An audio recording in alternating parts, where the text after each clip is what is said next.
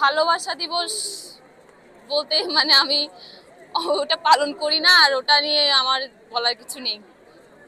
আজকে হচ্ছে পহেলা বসন্ত, ঋতুরাজ বসন্ত। তো যার কারণে সবার একটা উৎসব মুখর একটা ভাব আছে। তো যার কারণে হচ্ছে সবাই একটু বেশি উৎফুল্ল এই কারণে। আজকে শুক্রবার, ভালোবাসা দিবস, জি পয়লা ফাল্গুন, সবে বড়া, জি জি। কোনটাকে বেছে নেবেন? আহ, ঋতুরাজ বসন্তকেই আমি বেশি প্রেফার করি।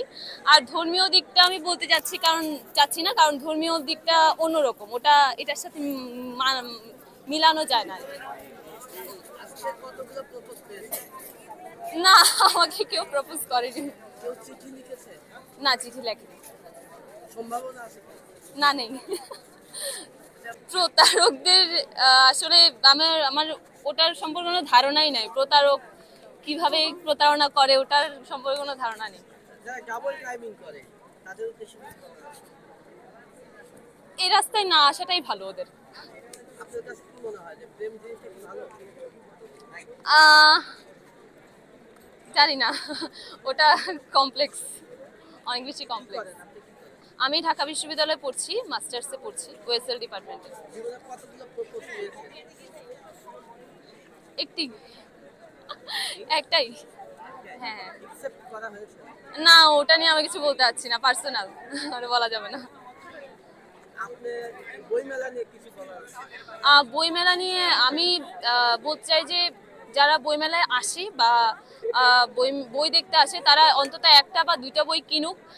তাদের কবিতার বই হোক, গল্পের বই হোক, যে কোনো বই কিনুক, বই পড়ুক, ছবি বেশি না তুলে বই পড়ুক।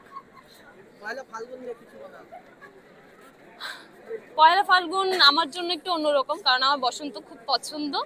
তো যার কারণে হচ্ছে আমি অন্য মানে আমার ফিলিংসটাই আজকে অন্যরকম। আমার বসন্ত অনেক বেশি পছন্দ এই কারণে। অনেক ডাকে ডাকে, আসলেই ডাকে।